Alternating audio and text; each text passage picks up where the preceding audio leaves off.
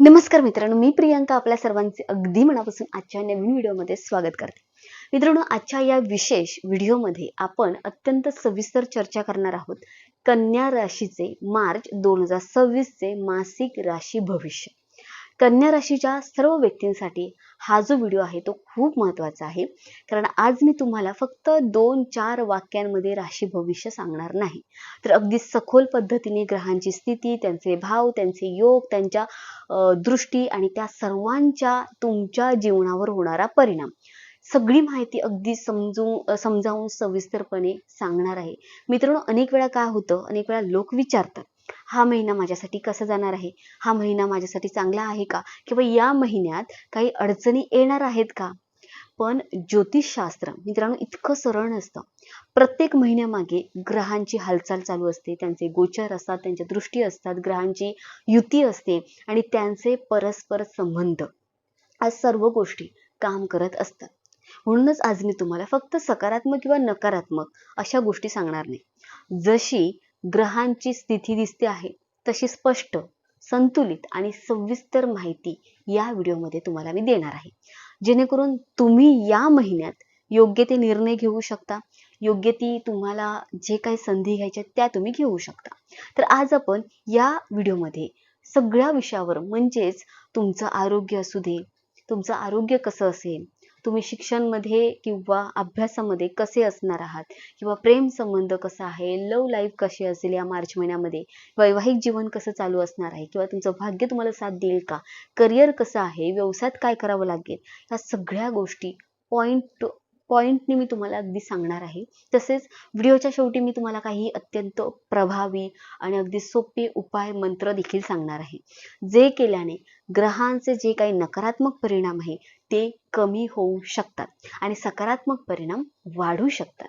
तर मित्रांनो, अगदी शेवटपर्यंत हा व्हिडिओ संपूर्ण पहा. व्हिडिओ अगदी महत्त्वाचा आहे कन्या राशीसाठी. मित्रांनो, ही संपूर्ण माहिती आहे ती जन्म राशी, चंद्र राशीवर आधारित आहे.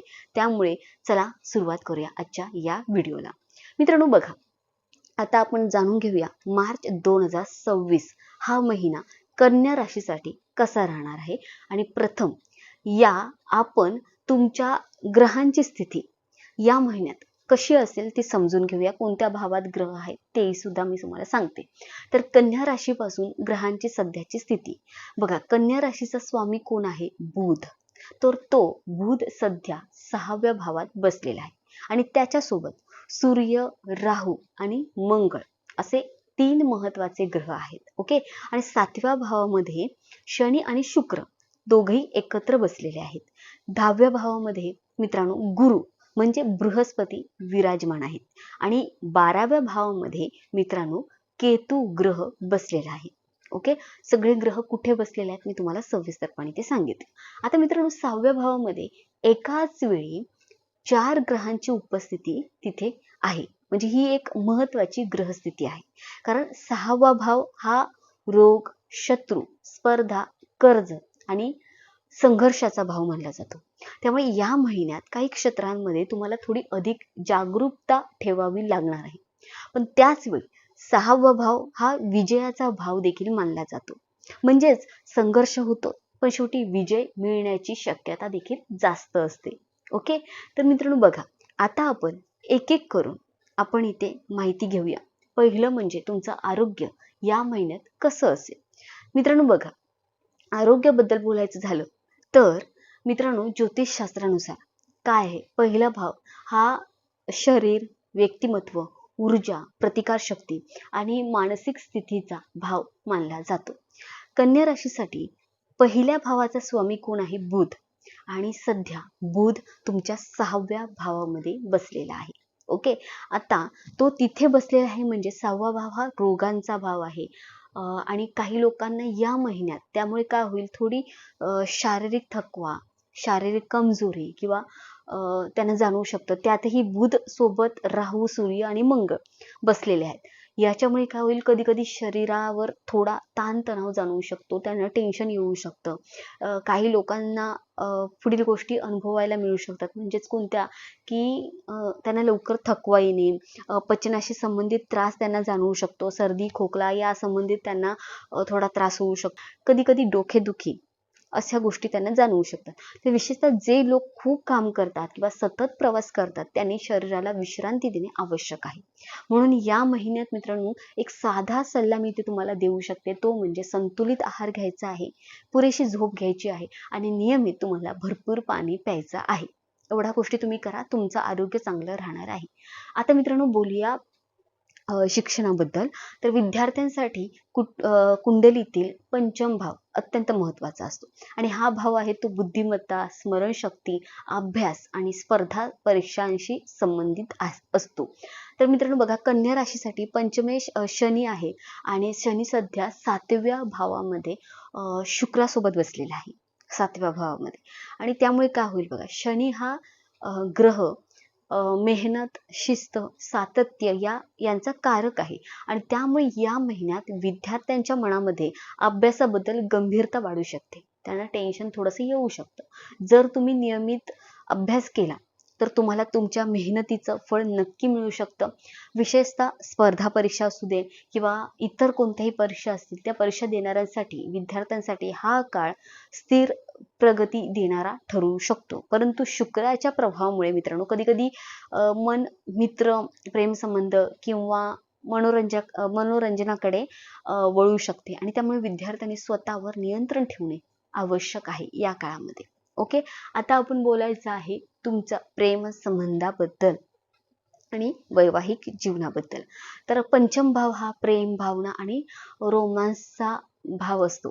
पंचमेश शनी शुक्रासोबत असल्यामुळे प्रेम संबंधामध्ये गंभीरता आणि स्थैर्य दिसू शकतं आणि त्याचबरोबर ज्या व्यक्तीसोबत तुमचे जे काही प्रेम संबंध आहेत, ती व्यक्ती तुमच्यासाठी विश्वासू असेल, समजूतदारपणा त्याच्यामध्ये असू शकतं आणि तुमच्या नात्यामध्ये एक प्रकारे खूप चांगलं नातं राहू शकतं या महिन्यामध्ये. ओके, परंतु तुमचा जो आहे तो राशी स्वामी आहे बुध, 6व्या भावामध्ये असल्यामुळे कधी कधी लहान सहान गोष्टीवरून वादविवाद होऊ शकतात, गैरसमज होऊ शकतात किंवा छोट्या छोट्या गोष्टीवरून वाद होऊन ते वाद इतके वाढतील की तुमच्या प्रेमसंबंधावरती परिणाम होऊ शकतो. म्हणून एक गोष्ट लक्षात ठेवा की संवाद शांतपणे करा, स्पष्ट ठेवा. एकंदरीत पाहता प्रेमसंबंध 60 ते 70% अनुकूल दिसत आहे. ओके, आता बोलूया तुमच्या वैवाहिक जीवनाबद्दल. तर मित्रांनो बघा, 7वा भाव हा विवाह आणि जीवनसाथीचा भाव आहे आणि 7व्या भावामध्ये शनी आणि शुक्र बसलेले आहेत 7व्या भावामध्ये. आणि सर्वात महत्त्वाची गोष्ट म्हणजे शुक्र येथे अत्यंत बलवान स्थितीत आहे. शुक्र हा प्रेम, विवाह, आनंद, ऐश्वर्य आणि नातेसंबंधाचा कारक ग्रह आहे. ओके, आणि यामुळे या महिन्यात तुमच्या आणि तुमच्या जोडीदारामध्ये समजूतदारपणा किंवा एक प्रकारे नातं कसं चांगलं पुढे जाईल या बाबतीत तुमचे दोघांचे प्रयत्न असतील. तुमचे जीवनसाथी त्यांच्या कामामध्ये किंवा प्रवासामध्ये व्यस्त असू शकतात, पण तरीही नात्यामध्ये विश्वास कायम राहू शकतो. कधी कधी काही गोष्टींवर मतभेद होऊ शकतात, पण ते फार मोठे स्वरूपाचे नसणार आहेत आणि ते फार मोठं स्वरूप ते घेणार नाही आहेत. ओके, एकंदरीत पाहता वैवाहिक जीवन एक प्रकारे चांगलं राहणार आहे, चांगलं दिसत आहे.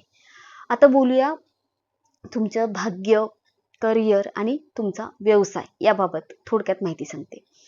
तर कन्या राशीसाठी भाग्यस्वामी शुक्र आहे आणि शुक्र सध्या तुमच्या 7व्या भावामध्ये बसलेला आहे आणि ही जी स्थिती आहे ती भाग्यासाठी चांगली मानली जाते. हो, भाग्य तुमचं साथ देणार आहे. यामुळे या महिन्यात मित्रांनो तुम्हाला काही नवीन संधी मिळाल्या तर ते घ्या, ते स्वीकारा. नवीन लोकांची ओळख होऊ शकते, त्यांच्यासोबत संवाद तुम्हाला टाळायचा नाहीये, त्यांच्याशी बोलायचं आहे. कोणतीही नवीन संधी त्यांच्या मार्फत सुद्धा तुम्हाला मिळू शकते. भागीदारीतून फायदा होण्याची शक्यता आहे. आता बोलूया तुमच्या करिअर बद्दल आणि व्यवसायाबद्दल. तर कन्या राशीसाठी 10वा भाव करिअरचा असतो आणि त्या भावामध्ये गुरु बसलेला आहे. आणि सर्वात महत्त्वाची गोष्ट म्हणजे 11 मार्चला गुरु वक्री अवस्थेतून मार्गी होणार आहे. गुरु मार्गी झाल्याने करिअरमध्ये तुमच्या एक प्रकारे स्पष्टता येईल. काय तुम्हाला करायचं ते तुम्हाला समजेल. तुम्हाला तुमच्या कामामध्ये योग्य दिशा मिळू शकते, योग्य मार्गदर्शन कोणामार्फत मिळू शकतं किंवा वरिष्ठ अधिकारी तुमच्या कामाची दखल घेऊ शकतात. त्याचबरोबर बघा मित्रांनो, विशेषतः या तुम्ही क्षेत्रांमध्ये असाल तर त्यामध्ये प्रगती दिसू शकते. आता शिक्षण असू दे, किंवा बँकिंगचं काम असू दे, मॅनेजमेंटचं काम असू दे, कम्युनिकेशनचं काम असू दे, किंवा प्रशिक्षण क्षेत्र असू दे, नोकरी शोधणाऱ्या लोकांसाठी नवीन संधी या काळामध्ये निर्माण होऊ शकतात. आणि मित्रांनो, आता मी व्यवसायाबद्दल बोलते. तर व्यवसाय बघा, तुमच्या व्यवसायाचं बोलायचं झालं तर व्यवसायाच्या बाबतीत काय होणार आहे, तर हा महिना आहे तो एक प्रकारे मध्यम पण स्थिर दिसतोय. कारण बघा, शुक्राची जी स्थिती आहे ती चांगली असल्यामुळे आर्थिक प्रवाह आहे तो कायम राहू शकतो. आर्थिक अडचण तुम्हाला काही येणार नाही. भागीदारीत काम करणाऱ्यांना, पार्टनरशिपमध्ये काम करणाऱ्यांना चांगले परिणाम इथे मिळू शकतात. विशेषतः जे या क्षेत्रात आहे त्यांना त्यामध्ये प्रगती दिसू शकते. म्हणजे फॅशन किंवा ज्वेलरी किंवा ब्युटी, कॉस्मेटिक, फोटोग्राफी किंवा क्रिएटिव्ह एक प्रकारे त्यांचं एक क्षेत्र आहे. त्यामध्ये जर काम करत असेल त्यामध्ये त्यांची प्रगती होऊ शकते.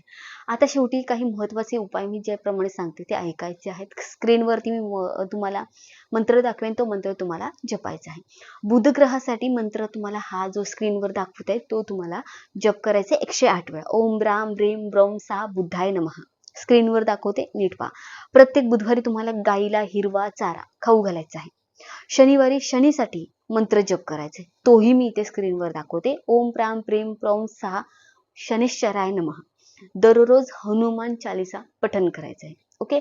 आणि त्यानंतर मित्रांनो, सकाळी उगवत्या सूर्याला तुम्हाला तांब्याच्या लोट्यातून जल अर्पण करायचे. हे छोटे छोटे उपाय आहेत ते तुम्हाला इथे करायचे. मित्रांनो बघा, एकंदरीत पाहता मार्च 2026 हा महिना कन्या राशीसाठी एक प्रकारे मिश्र आहे. ओके. आणि प्रगतीची संधी देणार आहे. थोडी काळजी घ्या, थोडी शिस्त बाळगा, योग्य निर्णय घेतले तर परिस्थिती तुमच्या बाजूने जाऊ शकते. तर मित्रांनो, व्हिडिओ आवडला तर नक्की व्हिडिओला लाईक करा, आपल्या फॅमिलीसोबत हा व्हिडिओ शेअर करा. तसेच आपल्या चॅनलला सबस्क्राईब केला नसेल तर सबस्क्राईब करा. भेटूया पुढच्या नवीन व्हिडिओमध्ये. तोपर्यंत श्री स्वामी समर्थ. धन्यवाद. श्री स्वामी समर्थ. हर हर महादेव. जय माता दी. धन्यवाद.